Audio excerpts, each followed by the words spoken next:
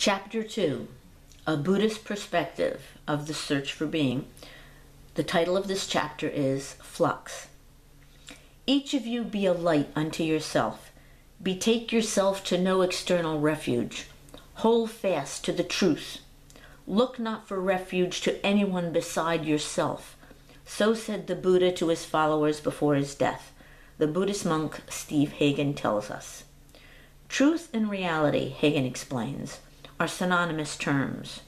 Reality, he continues, doesn't fit into words or concepts. We cannot speak the truth. Hagen believes, but we can see it. True knowledge, Hagen maintains, is immediate, direct experience of the world in and of itself. It is not something we can strive for. It has nothing to do with will.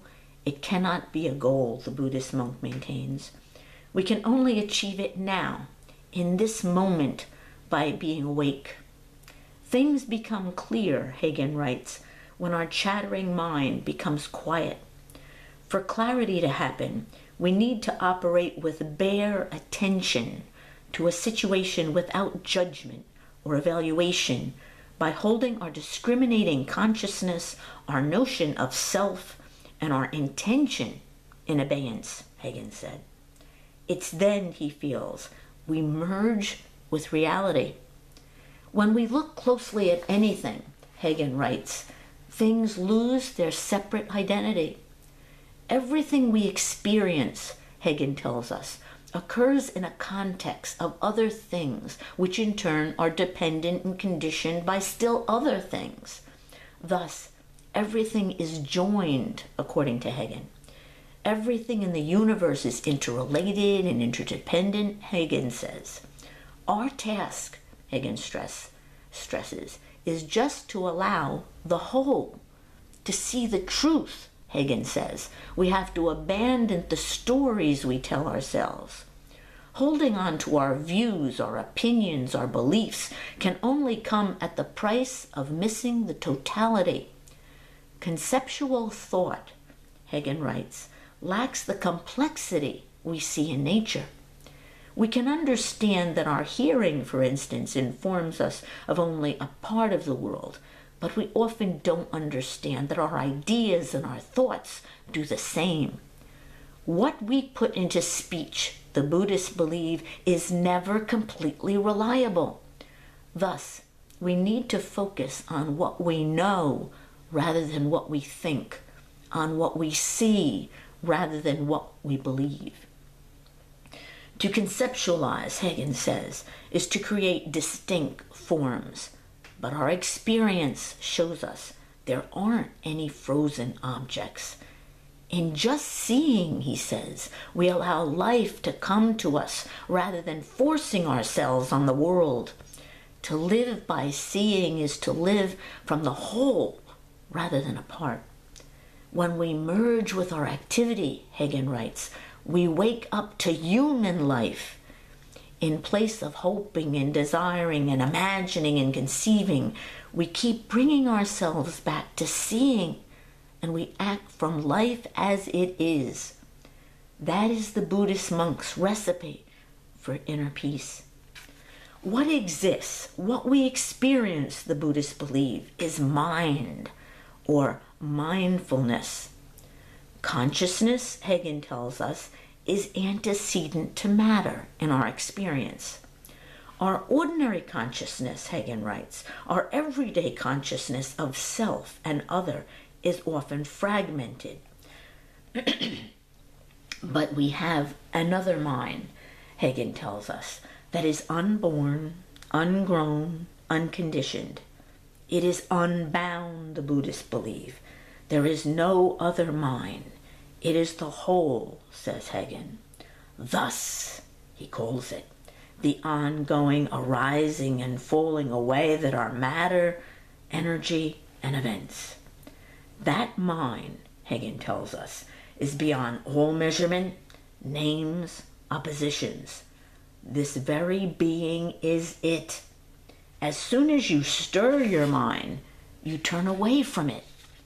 Whatever can be said about being, says Hagen, is not it. We can't say it, he keeps stressing.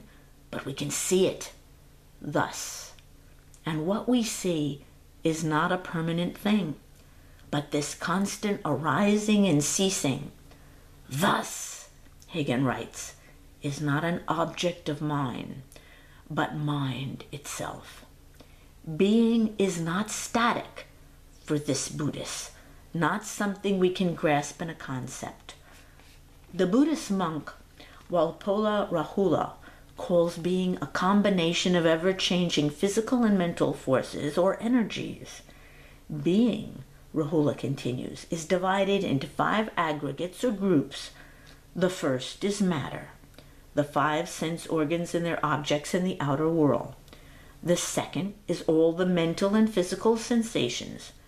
The third is perception, through which we recognize physical and mental objects.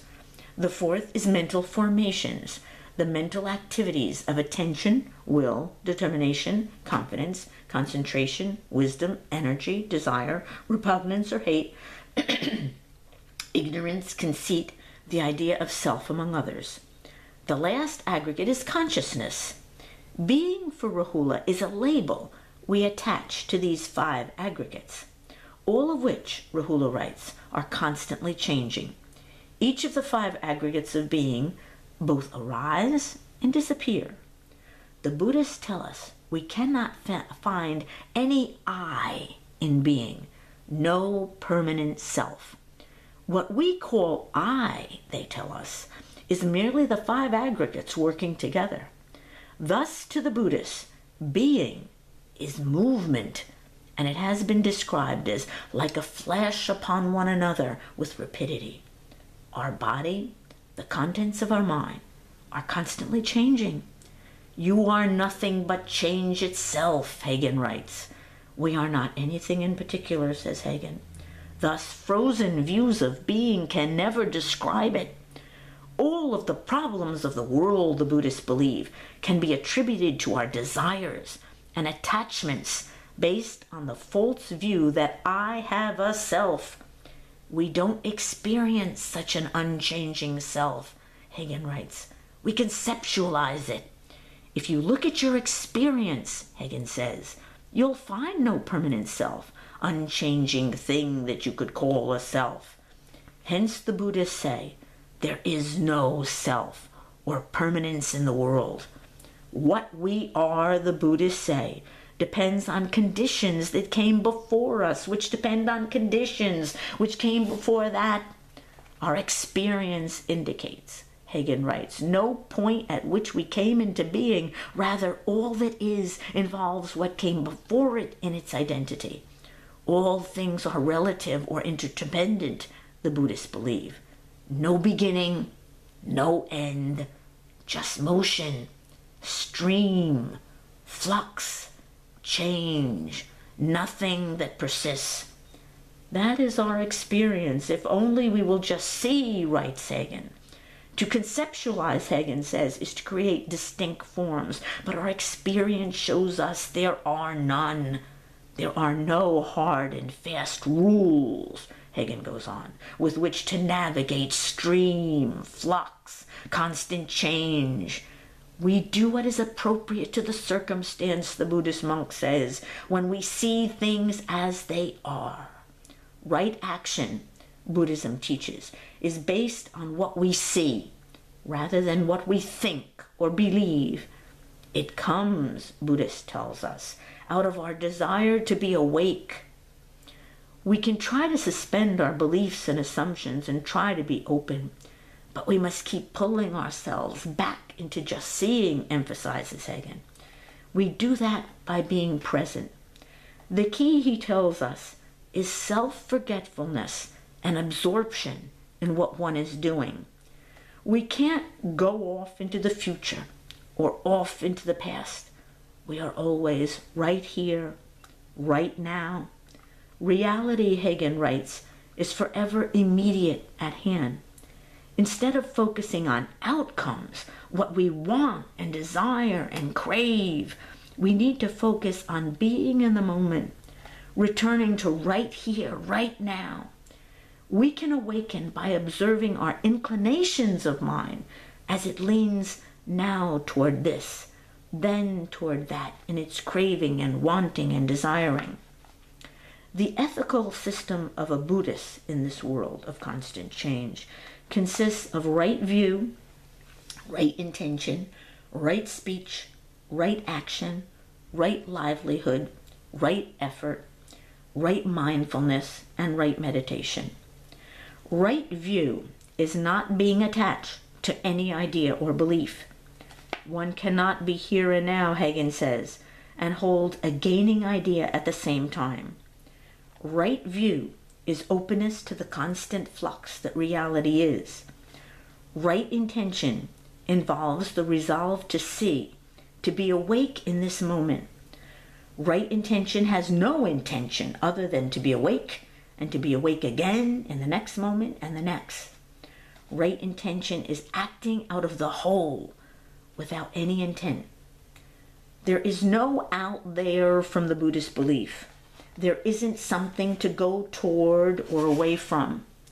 Right speech is to speak in terms of what we see and experience. Right speech doesn't engage in lying or gossip or crude speech or the trivial. Right action is behavior that follows naturally from what we see, for instance, of outcomes. Right action is action taken out of full engagement with the moment, rather than out of our thought and assumptions about reality. Right livelihood is in harmony with the environment, earning one's living in a way that doesn't harm others.